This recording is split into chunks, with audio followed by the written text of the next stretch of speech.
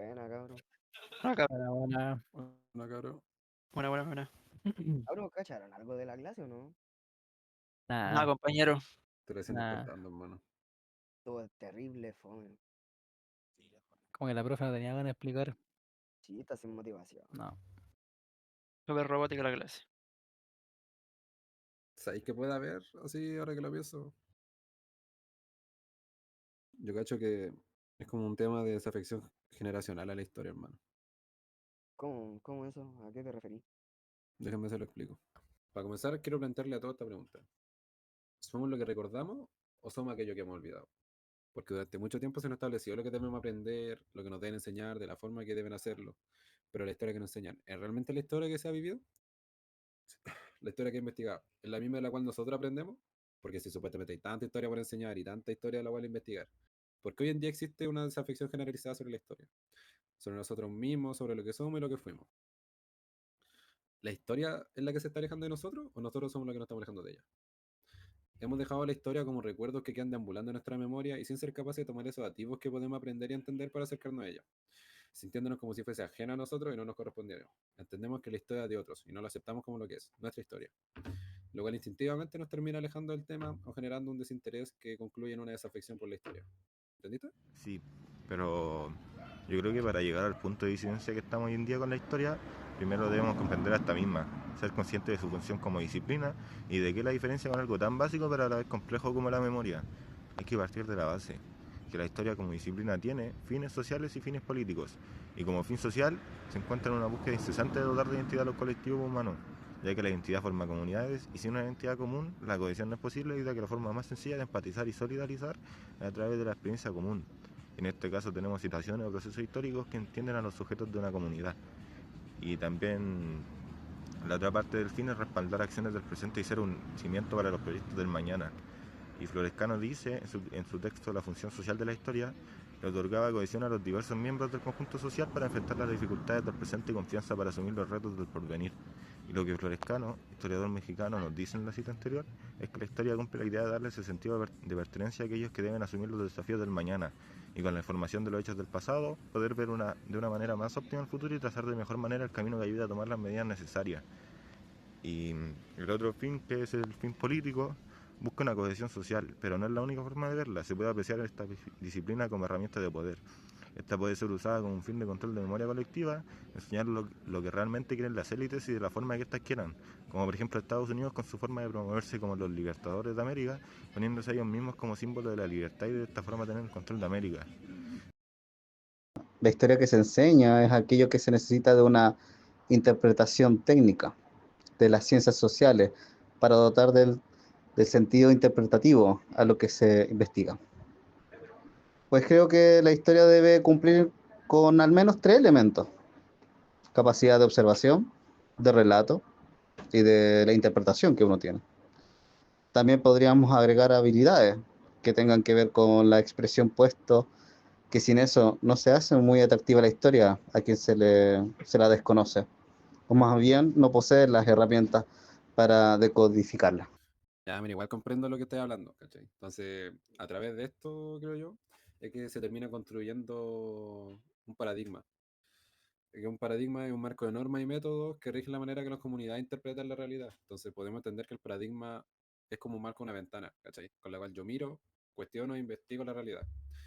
Y el paradigma actual se podría decir que es el paradigma tradicional, que nos deja con una enseñanza mecanizada y basada en fecha, héroes, narrativas nacionalistas, reproduciendo unos discursos hegemónicos, ¿cachai?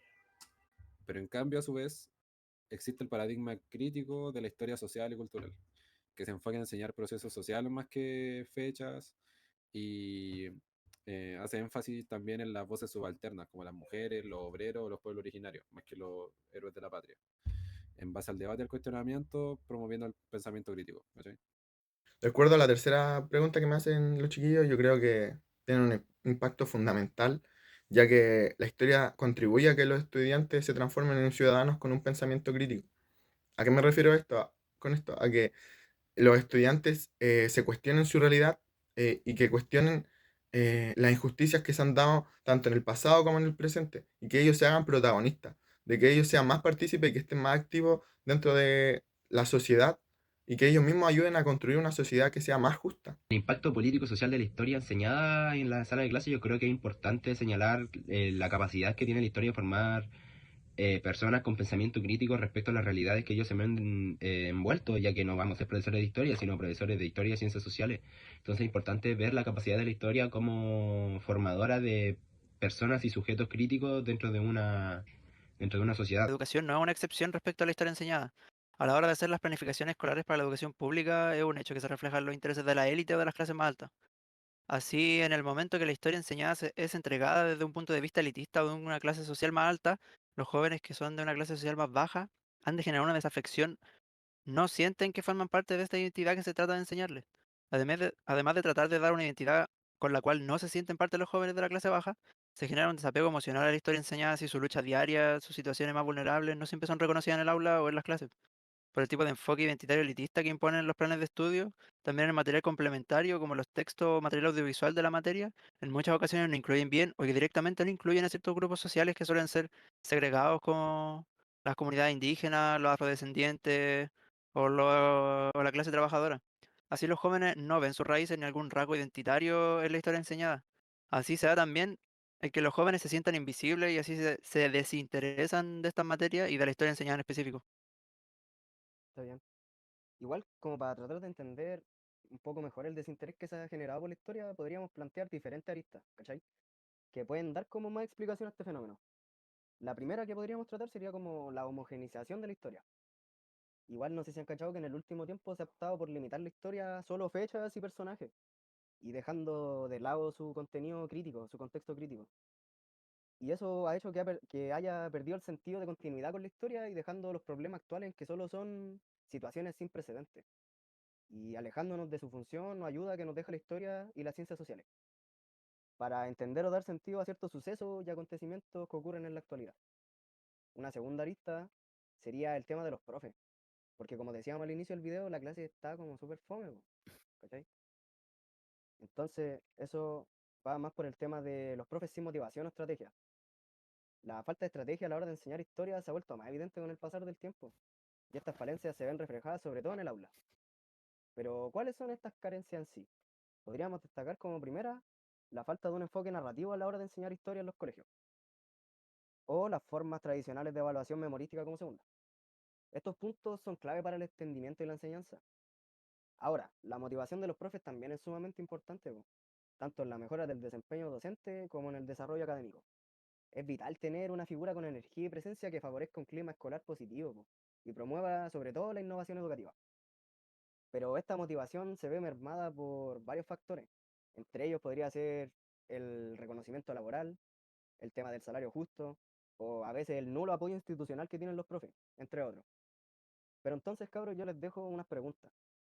¿Qué podemos hacer nosotros para cambiar estos tópicos? Y más importante aún, ¿cuáles son nuestras motivaciones como profesional a futuro? Entonces, con todo lo que ustedes dijeron anteriormente, más las opiniones que vimos, podemos decir que la historia viene estrechamente conectada a quien la cuente. Esto sumado a que la historia es parcial, es difícil que encontremos un juicio objetivo de esta. Por más que los hechos sean solo uno, cada quien tendrá su propia forma de verlo y de contarlo. Por lo que estamos hablando de una diversidad de percepciones sobre la historia.